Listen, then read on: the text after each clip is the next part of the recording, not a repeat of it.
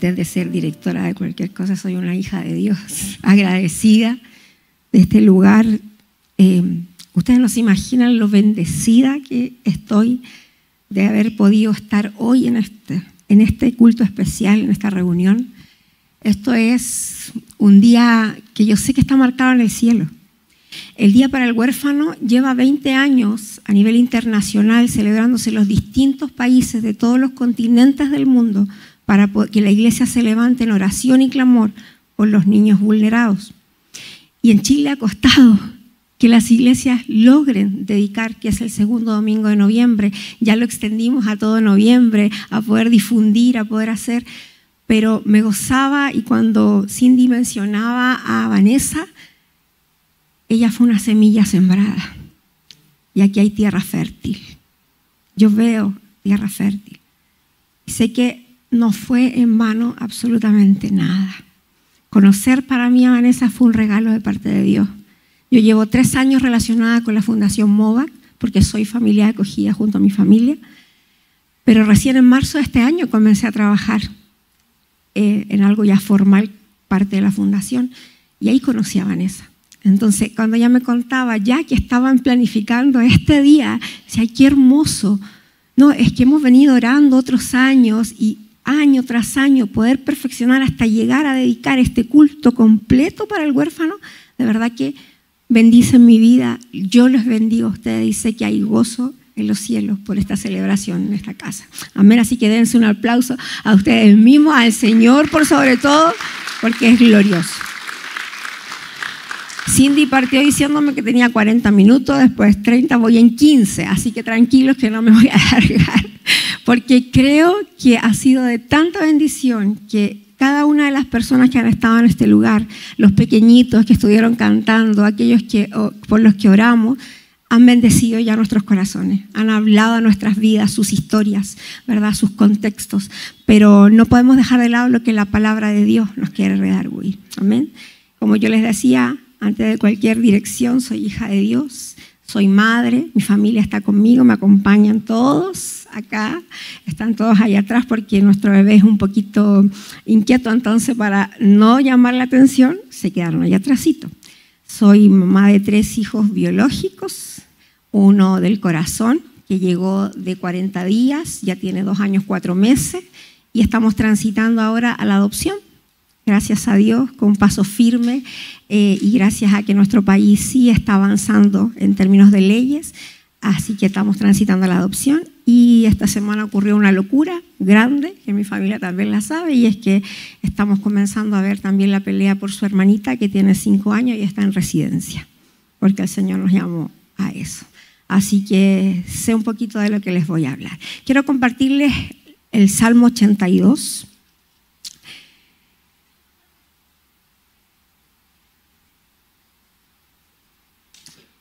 Cuando vamos a la Escritura y podemos recorrer por completo de Génesis a Apocalipsis, podemos ver que Dios nos habla en forma constante del huérfano, de la viuda, del extranjero. Hoy específicamente quiero enfocarme en el huérfano, porque es lo que nos convoca, ¿verdad? El domingo para el huérfano. Pero cuando leemos este salmo, el contexto que Dios se presenta en el Salmo 82 es como un Dios juez supremo que sale en defensa del huérfano. Vamos a leer del verso 1 al 5 y dice así: Dios preside la corte de los cielos, pronuncia juicio en medio de los seres celestiales. ¿Hasta cuándo dictarán decisiones injustas que favorecen a los malvados? Hagan justicia al pobre y al huérfano, defiendan los derechos de los oprimidos y de los desposeídos. Rescaten al pobre y al indefenso, libérenlos de las garras de los malvados. Pero esos opresores no saben nada, son tan ignorantes, andan errantes en la oscuridad, mientras el mundo entero se estremece hasta los cimientos. Y nos vamos a quedar con el verso 3, ¿verdad? Lo repito: hagan justicia al pobre y al huérfano, defiendan los derechos de los oprimidos y de los desposeídos. Amén. Señor, brevemente me dirijo a ti en esta oración en conjunto con mis hermanos, con tu pueblo, Señor, con tu iglesia. Entregando, Señor, mi boca, mis palabras, que no sea mi humanidad, sino tu presencia y tu Espíritu Santo el que pueda dar una palabra breve, pero profunda a cada corazón de mis hermanos. Te lo pido, Señor, en el nombre de tu Hijo Jesucristo. Amén. Cuando Dios nos habla en este salmo y menciona la palabra huérfano, es importante destacar y entender que huérfano, en esa época, cuando Dios está hablando, ya se refería a que había un abuso de las autoridades. Cuando se producía la orfandad de un pequeño, quedaban propiedades, quedaban herencias que las mismas autoridades disputaban por ellas en lugar de ver realmente los derechos del pequeño. Y Dios se presenta aquí como un juez, ¿verdad? Él está reprendiendo a los gobernantes y a los líderes que estaban en la época por no ejercer la justicia y a la vez visibilizando uno de los grupos más vulnerables que existían en la sociedad, porque eran niños y lo siguen siendo. Aquellos que no tienen voz, que no son escuchados, que no saben muchas veces cómo expresarse, que les cuesta un poco más decir lo que sienten. El huérfano en su definición legal es un niño que ha perdido a su padre, a su madre o a ambos progenitores. Pero en un sentido más amplio, la orfandad es la carencia de algo esencial. Cuando yo comencé en esta labor y a entender y a conocer, a aprender a través de nuestro pequeño, la orfandad o la vulneración, cuando hay niños vulnerados, no es solamente aquello que carece, no falta, aquello bueno que carece. No es lo malo que hacen al niño, sino también lo bueno de lo que carecen, aquello que le prohíben o que le privan a ese pequeño de poder recibir, como es una familia. Entonces hay una carencia de algo esencial y ahí es donde se producen niños, donde salen niños abandonados, institucionalizados, privados del cuidado familiar, que es lo que Dios establece como el modelo de familia, ¿verdad? El diseño de la palabra es siempre una familia.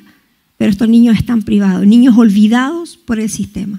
Cuando vamos a lo que significa la justicia bíblica, debemos entender que no es solo un acto y un concepto legal. No es que se encargue el Sename. Y digo Sename, no se llama así, lo tengo claro, pero la gente como que tiene algo, cuando uno dice Sename, te toma atención. Ha pasado por diferentes nombres, Mejor Niñez, hoy se llama Servicio de Protección de la Niñez y la Adolescencia. Pero no es solo eso, no es que solo las autoridades y el gobierno se haga cargo. Cuando hablamos de justicia bíblica es un acto de compasión activa. Cuando recién nuestro pastor decía, es poner en acción el evangelio. Es entender que la justicia es un mandato cuando aquí el salmista está hablando y lo dirige a la iglesia y a cada cristiano. Sea la voz de aquel que no tiene voz. Y aquí han pasado muchos años desde esta escritura, ¿verdad? Pero hoy sigue siendo niños, siendo personas que no tienen esa voz ante las autoridades. Hay un mandato, ¿verdad?, de ser agentes de defensa, agentes de cuidado y por sobre todo, y esto es lo que más me encanta, porque como iglesia fuimos llamados a ser agentes de restauración.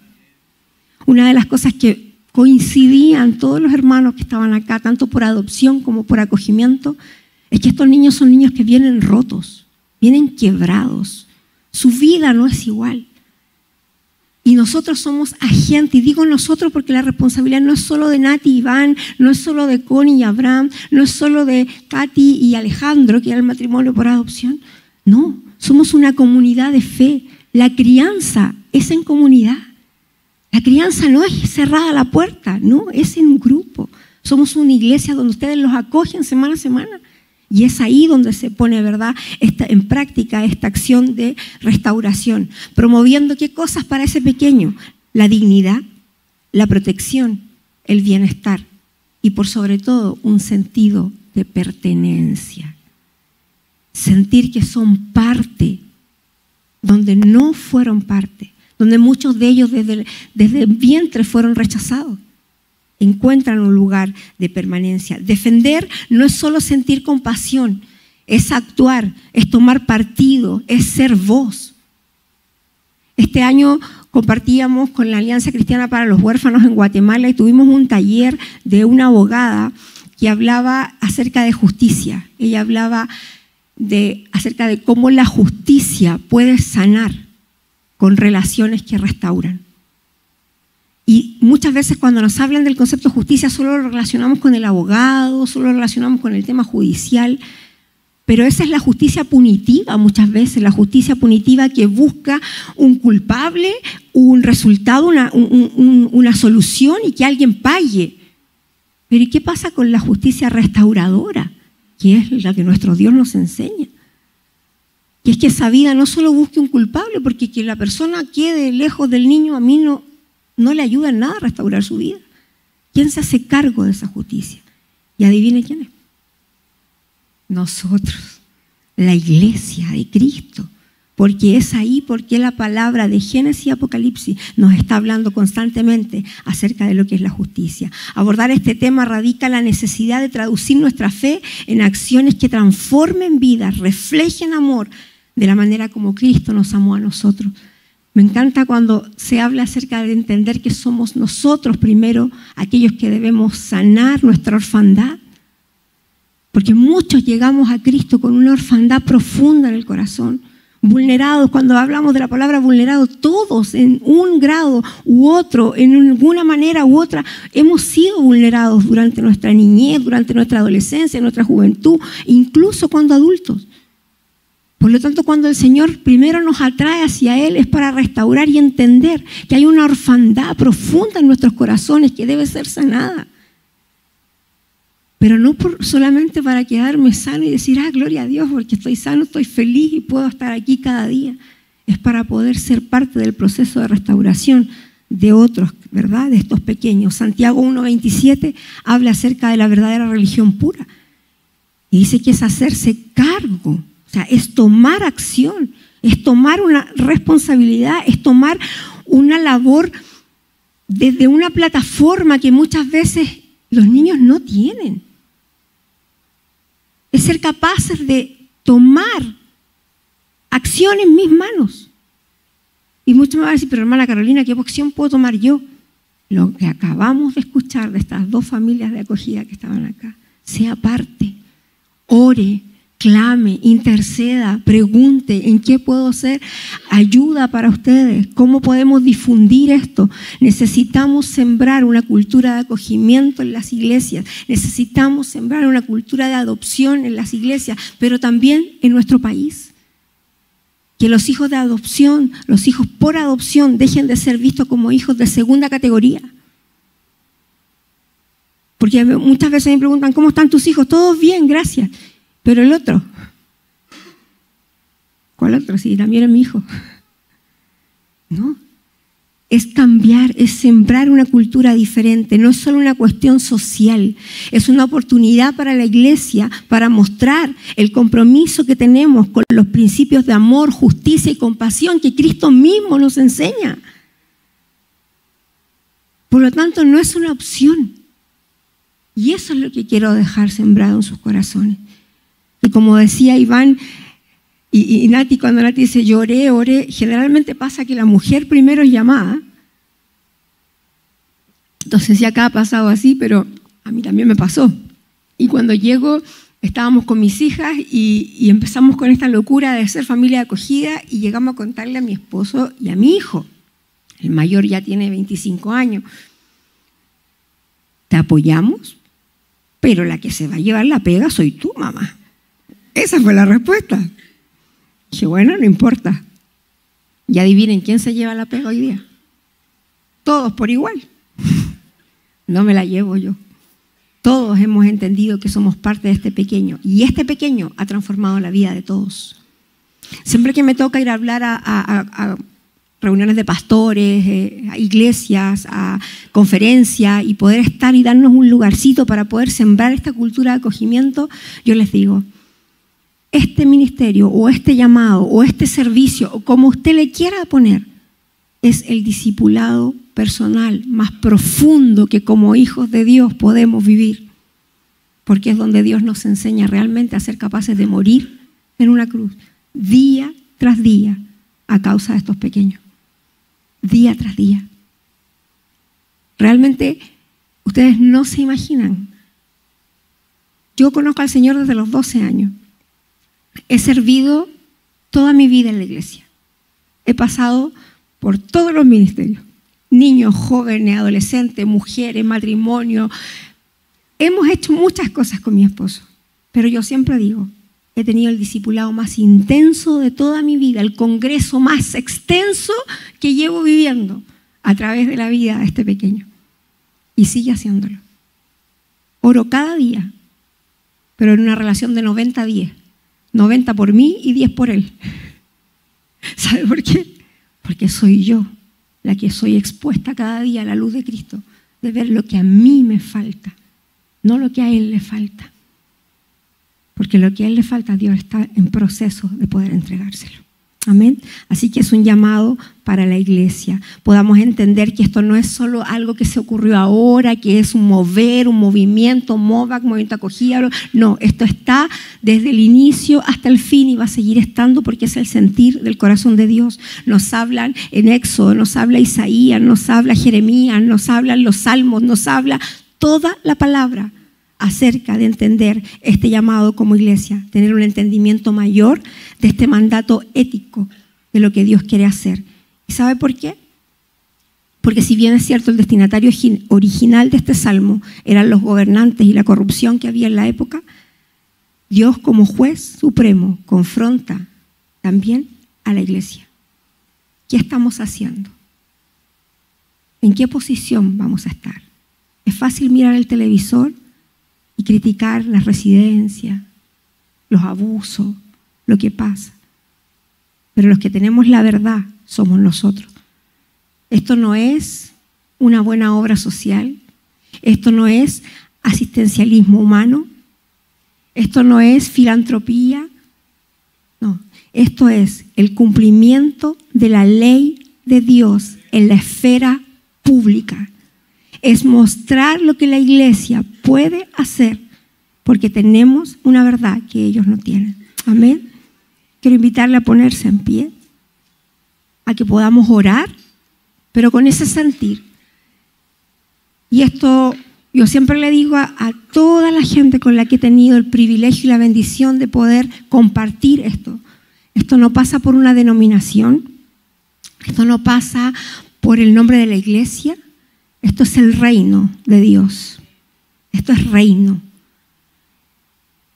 Reino. Y en el reino de Dios es donde nosotros debemos movernos, comprender, entender, clamar, orar. Aquí no importan las políticas públicas, no importa lo que el gobierno determine, si hay más o menos recursos para los programas de niñez, ahora que estamos, ¿verdad?, en época de elecciones. Eso van a cambiar, siempre van a estar cambiando. Pero Cristo no cambia. Y su iglesia tampoco. Amén. No sé si puedo pedir que nos tomemos de las manos, ¿sí? Me gustaría que podamos tomarnos de las manos como una familia inmensa, como una familia de esa que carecen los más de 120,000 niños que están en programas en nuestro país. Y estoy hablando solo de Chile. Más de 90,000 niños están en programas ambulatorios y a veces esos no los contamos. Pero son los que son testigos de violencia intrafamiliar, de abuso, de maltrato. Más de 5,000 niños en residencia, más de 10,000 niños en familia de acogida.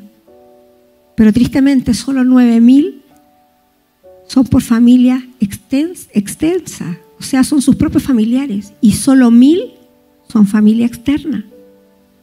Y de esas 1,000, tan solo 100 son familias cristianas. Qué tremendo sería si la iglesia se levanta y comenzamos a sacar a esos niños de este sistema. Hacer una familia así como aquí estamos. Una familia que realmente ama, sin condición, sin mirar el trauma, sin mirar lo difícil que va a ser. Les va a enseñar mucho esto. El estándar de la ley de Dios es diferente para la justicia en la orfandad. ¿Por qué nosotros vamos a hacer esto? No es algo opcional, no es un ministerio y una actividad. Es tal la consecuencia de nuestra reconciliación con Cristo a través de Jesús en la cruz, como lo hicimos en la cena, que Él nos hace vivir como su pueblo. y mostrar y reflejar su justicia.